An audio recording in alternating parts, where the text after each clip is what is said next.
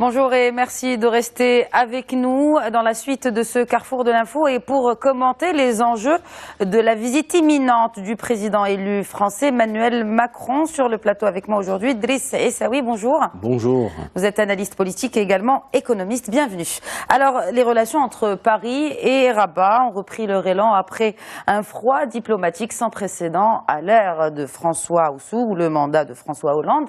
Et contrairement à ses prédécesseurs pour son premier déplacement au Maghreb, Emmanuel Macron, le nouveau président français, n'ira pas en Algérie, mais au Maroc.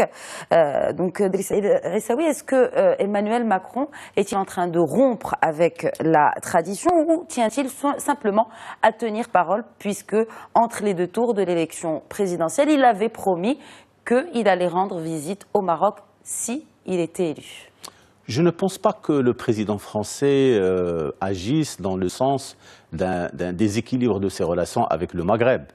Et il y a effectivement certainement cette promesse qui a été faite de venir visiter le Maroc comme premier pays du Maghreb. Il faut rappeler qu'il avait fait en tant que candidat une visite en Algérie où il avait eu beaucoup de, disons, de contacts. Aujourd'hui au Maroc, c'est avec un partenaire historique qui va avoir à discuter et surtout à entrevoir les possibilités de, disons, de coopération pour l'avenir de la France et du Maroc. Et il y a un certain nombre de chantiers qui ont été ouverts et qui méritent d'être consolidés. La France, de par un déterminisme historique, de par des relations fécondes qui ont été... C'est-à-dire, en fait, le Maroc a développé avec la France, et je pense la France aussi, des relations apaisées. L'héritage colonial a été assimilé, le Maroc a pu travailler avec la France dans un cadre de bonne intelligence, en construisant un partenariat extrêmement intéressant. La France est à côté du Maroc sur un certain nombre de dossiers. Par rapport à l'Union européenne, elle a toujours soutenu le fait que le Maroc puisse disposer d'un statut particulier. Donc on a un partenariat avancé avec l'Europe grâce aussi. Nous avons aussi le fait que la France soit un soutien de poids au niveau des Nations Unies, au niveau du Conseil de sécurité, pour ce qui concerne l'affaire du Sahara marocain. Donc tout cela, et il y a bien entendu des intérêts économiques importants. Nous avons de grandes unités qui sont implantées à Tanger, oui, une bientôt à Kénitra, et donc tout cela fait que c'est une, si vous voulez, c'est une relation multidimensionnelle qui mérite d'être approchée. Justement, on est à l'orée, si vous voulez, de la présidence de Macron. Il fallait absolument qu'il vienne ici pour creuser le sillon de ce qui va être fait entre le Maroc et la France. Quand vous dites creuser le sillon, est-ce qu'on parle d'un sillon dans le sillage de ce qui a été déjà entamé par ses prédécesseurs? Et en l'occurrence, j'évoque ici les aspects sécuritaires, diplomatiques qui lient les deux partenaires historiques. Est-ce que Emmanuel Macron ira sur cette route peut-être pré-tracée en tout cas par ses prédécesseurs? Je pense que pour Emmanuel Macron, c'est une nouvelle offre politique, que ce soit au niveau de la politique interne à la France. Et on a vu les élections législatives qui lui ont donné une majorité écrasante. Et donc c'est tout le projet de la République en marche qui vient avec une nouvelle vision. Donc par rapport au Maroc... Est-ce que si ça marche justement en politique interne, parce que tout le monde avait besoin de ce changement en France, est-ce que c'est le cas aussi pour les relations avec d'autres pays, et notamment le Maroc, puisque c'est par le Maroc qu'il commencera sa tournée? Je pense qu'avec Emmanuel Macron, il y a d'autres chantiers qui seront ouverts. Il y a une réflexion beaucoup plus avec une intelligence, l'intelligence du moment, l'intelligence de l'histoire. Il y a des opportunités à saisir. Je pense que Emmanuel Macron, avec son équipe, viendront au Maroc. Et parce que, ne l'oublions pas, les principales entreprises du CAC 40, elles sont là. La France reste le premier partenaire commercial, le premier investissement direct étranger au Maroc. Donc, on ne peut pas laisser tomber des acquis comme cela.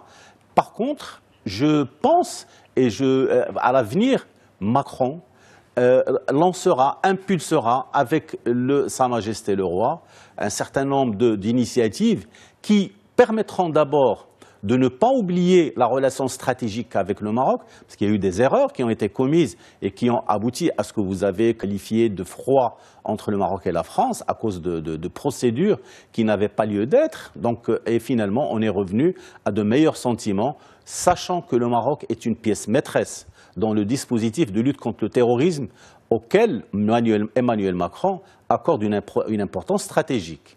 Très bien. En parlant d'importance stratégique, Driss Aissaoui, quand on voit la stratégie de Macron, la stratégie économique de Macron, eh bien l'Afrique n'y figure pas. Est-ce que par cette visite justement au Maroc, on pourrait conforter cette vision triangulaire d'une coopération économique française, marocaine et africaine ? La coopération triangulaire est un outil extrêmement important qui a été développé par le Maroc. Il a toujours cherché à aller vers l'Afrique avec un partenaire de poids.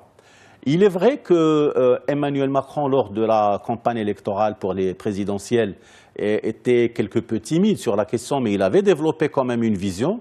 Il a dit clairement, nous voulons sortir de la France-Afrique. Ces relations éculées que développait la France avec un certain nombre de pays d'Afrique subsaharienne, c'est-à-dire que la petite coopération avec des petits budgets, etc., et aller vers un partenariat plus intelligent, plus ouvert, plus prospectif pour l'avenir. Le Maroc a commencé ce travail. C'est un allié stratégique. Sa présence, son positionnement impose aujourd'hui à la France d'aller ensemble. C'est-à-dire on ne peut pas séparer le sécuritaire, la lutte contre le terrorisme, de l'investissement et surtout, c'est-à-dire sachant que le Maroc et la France, pour leur croissance mutuelle, ils ciblent les mêmes sujets. D'ici 2022-2025, nous avons les mêmes secteurs. Les technologies de l'information, la santé, l'environnement, etc. Ce sont des terrains où le Maroc a lancé de grands chantiers. Alors, le travail pour le Maroc existe, mais il y a un marché, il y a une dynamique qui a été développée au niveau du continent africain où le Maroc a une crédibilité, disons, affirmée, avérée, où la France pourra compter sur le Maroc pour y aller. Parce que la France a effectivement laissé de côté pendant un moment, elle s'est installée dans une relation, on va dire, verticale entre la France et l'Afrique, et ça ne marche pas. L'Afrique est un continent plein de potentiel, il est plein d'ambition, et il faut l'accompagner dans ce sens-là. Et c'est pour ça que le Maroc et la France pourront y aller ensemble. Et je pense que, parallèlement à tout cela, il y a obligation pour la France aujourd'hui de faire mieux que ce qu'elle faisait avant. Et ça, c'est ce qu'on attend d'Emmanuel Macron, qui a eu l'audace de changer les règles du jeu dans son pays. Il a la responsabilité de changer justement les règles de fonctionnement pour aller vers une approche prospective de l'Afrique, du Maroc, du Maghreb. Et on ne peut pas occulter cette dimension. La France ne peut pas s'installer dans ce confort, et que le Maroc est un précaré et que c'est une chasse gardée, etc. Ce n'est pas vrai. Le Maroc est un pays qui bouge. C'est un pays qui cherche à diversifier ses partenaires.